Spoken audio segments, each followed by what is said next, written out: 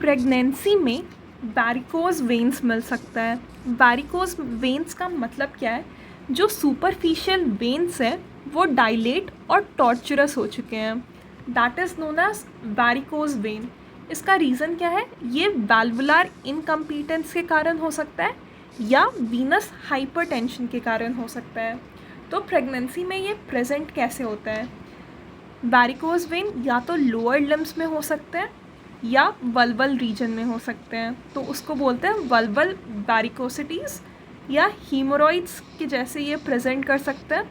मतलब जो वैरिकोसिटी है वो रेक्टल वीनस प्लेक्सस में प्रेजेंट है। तो इसका 3 टाइप का प्रेजेंटेशन होगा वैरिकोज वेन का, या तो लोअर लिम्ब में या वल्वल रीजन में, वल्वा के रीजन में, या अगर रेक्टल वीनस प्लेक्सस में है तो that will present as haemorrhoids. Let's see the pathophysiology of varicose veins कि ये होता क्यों है। तो ये हो सकता है, पहला रीज़न है due to increase blood volume. Pregnancy में ब्लड वॉल्यूम इंक्रीज़ हो जाता है बाय 40 to 50%। ठीक है, ब्लड वॉल्यूम इंक्रीज़ क्यों हो रहा है? ताकि जो ग्रोइंग फीटस है उसके ग्रोथ को सपोर्ट कर सके। यूटरस जो है उसमें बेबी होगा। जो ग्रेविड यूटरस है ये फिमोरल वेन का प्रेशर इंक्रीज़ करेगा। जो ग्रेविड यूटरस है उसके कारण फिमोरल वेन का प्रेशर इंक्रीज़ होगा।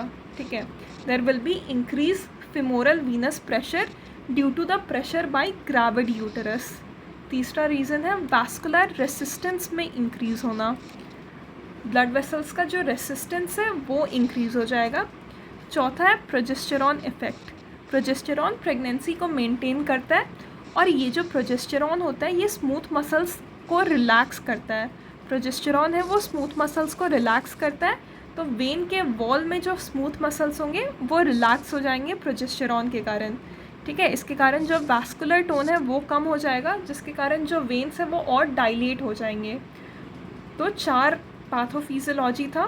पहला था due to increase blood volume, due to increase femoral venous pressure due to increase in the pressure by gravid uterus।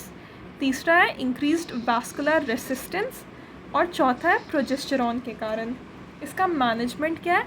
Varicose vein को कैसे मैनेज करेंगे? कंजर्वेटिव मैनेजमेंट है। ज़्यादा लंबे समय तक खड़ा नहीं होना है। ठीक है, अगर लेटना है तो लेग्स को एलिवेट करके लेटना है। ठीक है, ताकि वीनस रिटर्न प्रमोट हो सके। कंप्रेशन स्टॉकिंग्स यूज़ करने हैं। लेफ़्ट लैटरल पोजीशन में लाई डाउन करना है, लेफ़्ट लैटरल पोजीशन में। प्रेगनेंसी है तो कोई भी सर्जिकल इंटरवेंशन नहीं करेंगे हम, सर्जिकल या मेडिकल मैनेजमेंट नहीं करते हैं। वैरिकोज वेन का जो मैनेजमेंट है प्रेगनेंसी में दैट इज़ कंजर्वेटिव मैनेजमेंट। ज़्यादा लंबे समय तक खड़े नहीं होना है। कंप्रेशन स्टॉकिंग यूज़ कर सकते हैं। लोअर लिम्ब को एलिवेट करके रखना है। जब रेस्ट कर रहे हैं तो लेग्स को एलिवेट करके रखना है। ठीक है, प्रेगनेंसी है तो कोई भी सर्जिकल या मेडिकल मैनेजमेंट नहीं लेंगे। ये हीमोरॉइड्स के जैसा भी प्रेजेंट हो रहा था, तो हीमोरॉइड्स का ट्रीटमेंट क्या है, मैनेजमेंट क्या है कि फ़ाइबर और फ्लूइड इनटेक इंक्रीज़ कर ले। अगर फाइबर ज़्यादा होगा डाइट में तो कॉन्स्टिपेशन प्रिवेंट होगा। फिर हम अगर पेन हो रहा है तो लोकल एनेस्थेटिक जेल्स यूज़ कर सकते हैं या एंटी इन्फ्लामेटरी क्रीम्स यूज़ कर सकते हैं फॉर पेन। हीमोरॉइड्स को कैसे मैनेज करना है? फ्लूइड और फाइबर इंटेक ज़्यादा होना चाहिए। लोकल एनेस्थेटिक एजेंट्स यूज़ कर सकते हैं, एंटी इन्फ्लामेटरी एजेंट्स यूज़ कर सकते हैं। ठीक है, और नेक्स्ट है वल्वल वैरिकोसिटीज़। तो वल्वल वैरिकोसिटीज़ का मैनेजमेंट क्या है? वल्वल कंप्रेशन यूज़ करना। ठीक है, वल्वल कंप्रेशन डिवाइसेस यूज़ करना। ठीक है, तो इससे जो है वल्वल वेन्स को एक्सटर्नल सपोर्ट मिलेगा, वीनस पूलिंग कम हो जाएगा और जो प्रेशर और डिस्कम्फर्ट है वो भी रिलीव हो जाएगा। वल्वल वैरिकोसिटीज़ का मैनेजमेंट क्या है? वल्वल कंप्रेशन डिवाइसेस यूज़ करना।